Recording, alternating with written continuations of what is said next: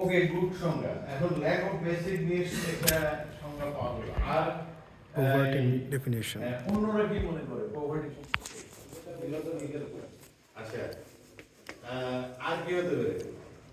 দ্রব্যমূল্যের ঊর্ধ্বগতি স্যার। না, পভার্টিতে আরো অনেক কিছু আসতে পারে।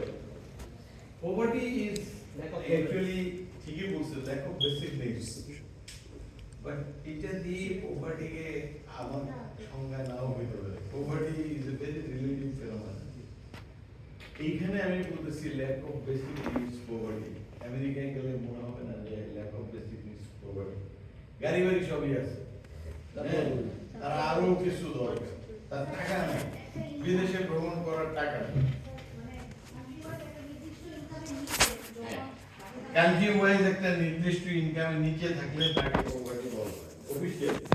বাট কনসেপচুয়ালি এইটা অস্বীকার করার রাস্তা নাই যে those who cannot fulfil this basic need is poor person. ঠিক আছে, এখন এই যে ইনটুইশন আমি ড্র করছি, এখন যদি বলি হোয়াট ইজ ইনইকুয়ালিটি, ইনইকুয়ালিটি কি জিনিস? এটা এক ধরনের ধারণা, এটা অসাম্য। ঠিক আছে, অসাম্যটা এই টাকায় হইতে পারে, সম্মানে হইতে পারে, উচ্চতায় হইতে পারে, পরিদর্শনে হইতে পারে। এটা ডিপেন্ড করে, অসাম্য আপনি ডিফাইন করা খুব ডিফিকাল্ট। এখন ইনটুইশনটা কি? Generates from within inner I of the mind, use of human instinct. অর্থাৎ আমি যে কোনো একটা জিনিস ব্যাখ্যা দেওয়ার ক্ষেত্রে আমার হিউম্যান ইনস্টিংক্ট থেকে এক ধরনের ব্যাখ্যা চলে আসে, আমার নলেজের উপর ডিপেন্ড করে এই ব্যাখ্যাগুলো আসে। এইটাকে বলছে মেথড অফ ইনটুইশন। ঠিক আছে, মেথড অফ ইনটুইশন। এর পরের অংশটা হচ্ছে এরকম, মেথড অফ অথরিটি। এটা হচ্ছে যেমন এই বইটা, এই বইটার মধ্যে যা লেখা আছে we generally accept it as a fact, as true. কারণ এটার মধ্যে এমন কিছু নাই যেটা একেবারে ফেলে দেওয়ার মতো। এটা মোটামুটি এটার একটা acceptability আছে, গ্রহণযোগ্যতা আছে। একটা টিচার ক্লাসে পড়াচ্ছে, আমরা ধরে নিই যে টিচার যা পড়াচ্ছে এটা এক ধরনের অথেন্টিক ইনফরমেশন সে শেয়ার করতে। অথেন্টিক না হইলেও এটাকে আমরা অথেন্টিক ধরে নিই, যেহেতু he seems to be a source of authority. ঠিক আছে, বই, স্কলার্স, ইম্পর্টেন্ট পার্সোনালিটি, তাদেরকে আমরা মোটামুটি অথেন্টিক ধরে নিই। ঠিক আছে, আরেকটা হচ্ছে সায়েন্টিফিক রিজনিং, ক্রিটিক্যাল রিজনিং। এটার মানে হচ্ছে এই যে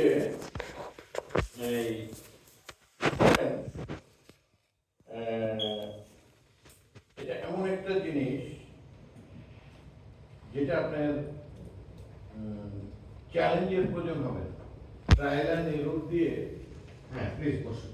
এমন একটা জায়গায় আমরা চলে আসছি ট্রায়াল অ্যান্ড এরর মেথডে, যেটা আমরা বলতে চাচ্ছি সবই সঠিক। ঠিক আছে, এখন ধরেন ছোট এক বাচ্চা, সায়েন্টিফিক ছোট এক বাচ্চা, খুব ছোট, একেবারে ছোট। দেখবেন যে আপনি মোমবাতি ধরাইছেন, লাইট চলে যাওয়ার পরে মোমবাতি ধরানোর পরে অনেকবার তাকে একটা কথা বলছেন, যেমন আমি একটু রান্নাঘরে যাচ্ছি, কিন্তু ওই মোমবাতির উপর হাত দিবা, কোনোভাবে এটা ধরবা, সে ওখানে হাত দিয়ে বসছে। হাত দেওয়ার পরের অবস্থাটা হচ্ছে আপনি তারপরে এসে যদি বলেন তোমার এক প্যাকেট চকলেট দিব, তুমি আবার হাত দাও, সেকেন্ড টাইম দিবে? কেন দিবে না? এটা সে বুঝে গেছে, if I touch the light of the candle it hurts me. This is scientific. আমি যদি জানি যে এই H2 plus O2 equal to H2O, এটা পৃথিবীর সব জায়গায় একই হবে। ঠিক আছে, এখন অনেকক্ষণ ধরে আমি এই একই জিনিস করতে করতে করতে করতে আমি যখন বুঝলাম যে এইটা করলে এই হয়, এটা আমার সায়েন্টিফিক নলেজ। ঠিক আছে, research is basically based on the last two sources of knowledge, একটা হচ্ছে অথরিটি, একটা হচ্ছে সায়েন্টিফিক মেথড। রিসার্চে আপনি ইনটিউটিভ নলেজ দিয়েও ওখানে কিছু করার নাই, আর হচ্ছে আপনার টেনাসিটি দিয়েও এখান থেকে কিছু আসবে না। Got my points?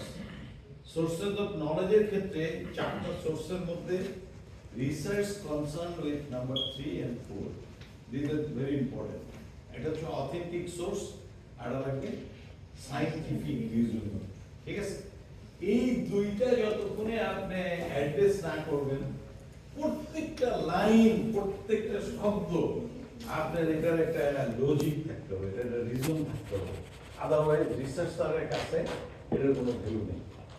মানে আপনার it will be guided by logic or এটা একটা ইউনিভার্সাল অ্যাকসেপ্টেবিলিটি থাকতে হবে। আপনি যে ফর্মুলা যে কনসেপ্ট ইউজ করবেন, ঠিক আছে। তো এই স্লাইডটাও আমি শেষ করি।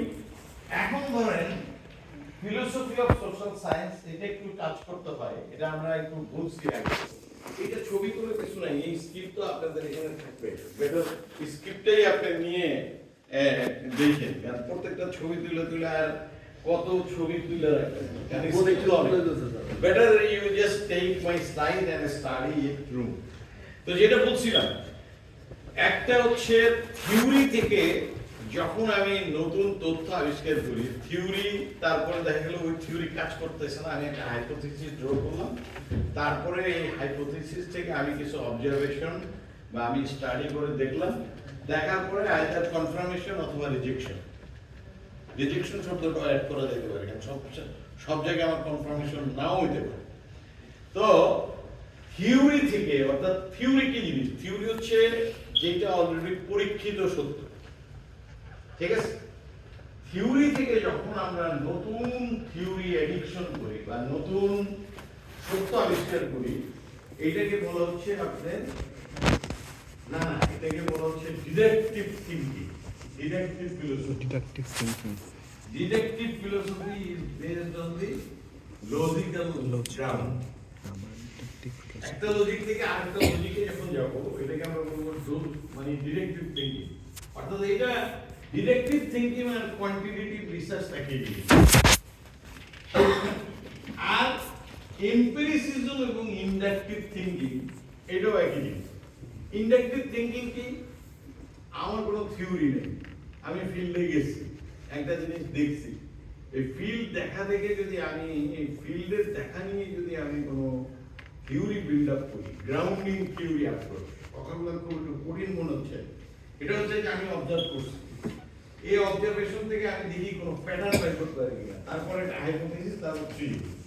যেমন ফর এক্সাম্পল আমি একটা উদাহরণ দিই, দেখি উদাহরণ দিয়ে কিছুটা বোঝানো যায় কিনা। উদাহরণটা হচ্ছে এরকম, ফর এক্সাম্পল বাংলাদেশি সোসাইটিতে মহিলারা ইউনিয়ন পরিষদের নেতা হিসাবে আসছে। It's not a common phenomena for a society like Bangladesh. আমাদের সোসাইটিতে মহিলারা সাধারণত সোশ্যাল রোল বা পাবলিক রোল প্লে করতে আসবে, এইটা মানে আমাদের কনটেক্সটে জানে। They are basically involved in either family affairs or reproductive role is the main role of female in society like Bangladesh. এখন আমার মনে একটা প্রশ্ন আসলো, why some women have come to play their leadership role at the union পরিষদ। আমি study শুরু করলাম, আর্মিং ফিল্ডে যে ডাটা কালেকশন করতে করতে করতে করতে এক পর্যায়ে যে দেখলাম the basic reason for having this leadership in union পরিষদ that these women had a socio-cultural background. আমি দেখলাম যে এদের অনেক মহিলা আছে, অলমোস্ট 50 to 70% মহিলা, কোনো কোনো রিসার্চ বলছে 50%, আমি পেয়েছি 72%। এখন আমি যদি এই ফিল্ডের নলেজের উপরে ভিত্তি করে যদি একটা থিওরি দিই যে সোশিও কালচারাল পজিশন আমাদের গ্রামীণ নারী উন্নয়নে বাংলাদেশের তৃণমূল নারী লিডারশিপ তৈরিতে একটা ভূমিকা রেখেছে, সোশিও কালচারাল এঙ্গেজমেন্ট। অর্থাৎ দেখা গেল কেউ ইন্স্যুরেন্সে চাকরি করতো, কেউ একটা সরকারি প্রতিষ্ঠানের এক্সটেনশন এজেন্ট ছিল, কেউ এনজিওতে চাকরি করতো। এখন এটাকে আমি এক ধরনের থিওরিম করলাম, এটা করলাম সোশিও কালচারাল এঙ্গেজমেন্ট, অথবা আরো হইতে পারে তার ফাদার চেয়ারম্যান ছিল, এটাও এক ধরনের তার একটা নেক্সাস। এরকম ভাবে আমি একটা থিওরি বিল্ড আপ করলাম যে based on my field knowledge it's not actually ওই লজিক্যালি না, কিন্তু আমি based on my field knowledge I have got this reality. এই যে ইন্ডাকটিভ ফিলোসফি, অর্থাৎ আমি ফিল্ডে গেলাম, দেখলাম, সেখান থেকে আমি একটা প্যাটার্ন খুঁজে বের করার চেষ্টা করলাম, সেখান থেকে আমি একটা থিওরি দিলাম। এটা কোনো ইন্ডাকটিভ থিঙ্কিং বা ইন্ডাকটিভ ফিলোসফি।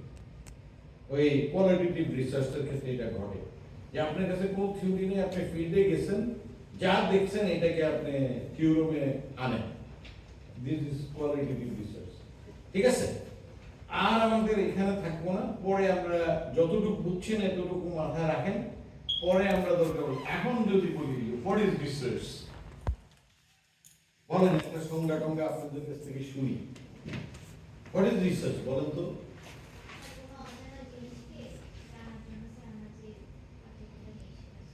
স্যার, একটা সিস্টেমেটিক ওয়েতে কোনো বিষয়ে গবেষণা করে এবং তার একটা রেজাল্ট খুঁজে পাওয়া এটা রিসার্চ। আচ্ছা, ওকে, আর কি হতে পারে? আর কি হতে পারে? হ্যাঁ, আবার একটু বলেন, শুনি নেই। ও, searching a topic from A to Z. Is it topic or searching factual reasons?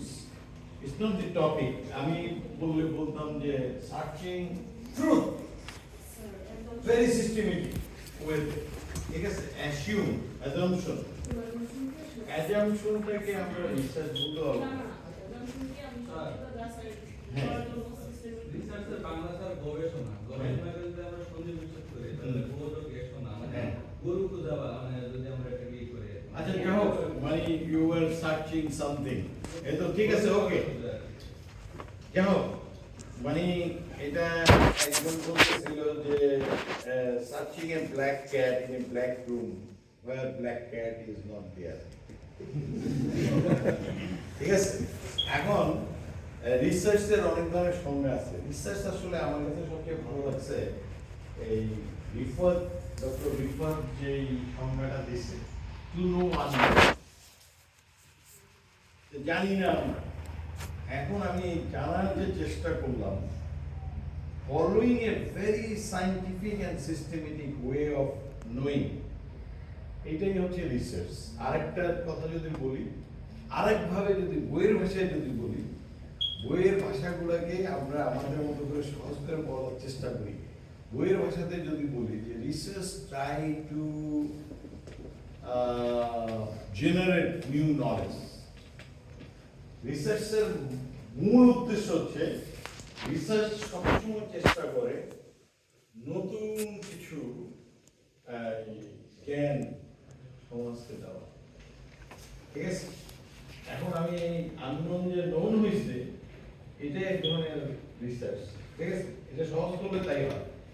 আপনারা একটু দেখে নিন, research is basically process of creation of new knowledge, simply.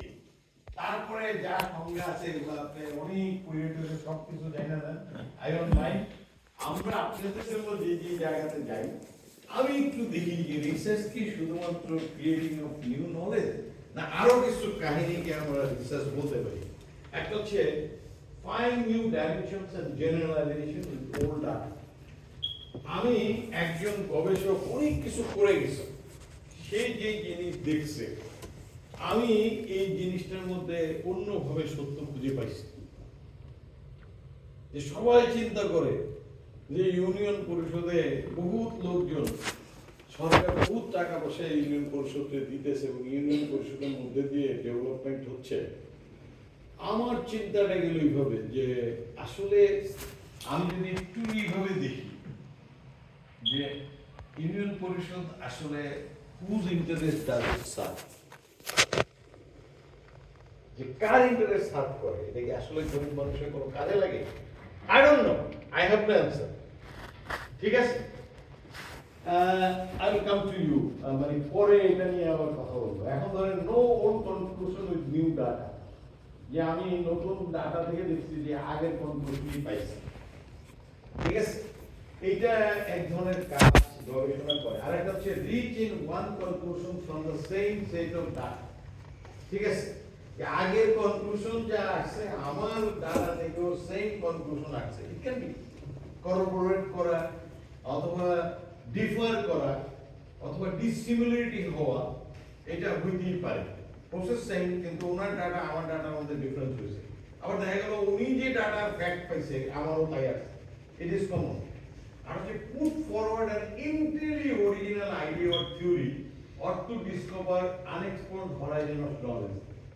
আমি ফিল্ডে গেছি, যে জিজ্ঞেস করছি যে ইউনিয়ন পরিষদ সম্পর্কে আপনি কি ধারণা বলেন, গ্রামের মহিলারা বলে স্যার এটা কি করে, এটা কোথায়, দেখুন নো অ্যাবাউট ইউনিয়ন পরিষদ।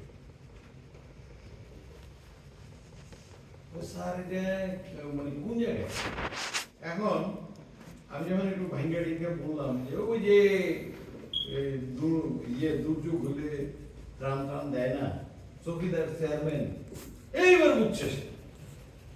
এখন এই যে তার ইউনিয়ন পরিষদ সম্পর্কে তার ধারণা না থাকা, এইটা এক ধরনের সিগন্যাল দিতেছে যে ইউনিয়ন পরিষদ is not a demand oriented organization, এটা সাপ্লাই ওরিয়েন্টেড। গভর্নমেন্ট যা টুকটাক জিনিস দিচ্ছে এটা গ্রামের মানুষ মাইনে নিতেছে, কারণ এটা যদি ডিমান্ড ওরিয়েন্টেড থাকতো 100-150 বছরও ইউনিয়ন পরিষদ সম্পর্কে গ্রামের মানুষের কোনো আগ্রহ নেই। কার আগ্রহ আছে? গ্রামের টাউট বাটপার কিছু লোকজন আছে, দেখবেন তারা কিন্তু এই কন্ট্রাক্টর টাউট বাটপার রাস্তা বানায়, গম এলে গম চুরি করে কিভাবে ইয়া কামাইবো, এই ধান্দাবাজির মধ্যে যে লোকগুলো আছে তারা কিন্তু ইউনিয়ন পরিষদের ভালো চেনে। And he knows about it. গ্রামের সাধারণ মানুষ they don't bother about getting anything from union পরিষদ। আপনি মানে আমি একটা উদাহরণ দিতে যে বললাম, আমি জানি না, I may be wrong, maybe right, I don't know. এখন এই যে আমি একটা এন্টারলি অরিজিনাল একটা থিওরি আনলাম বা একটা কনসেপ্ট আনলাম যে ইউনিয়ন পরিষদ cannot serve the purpose of these villages if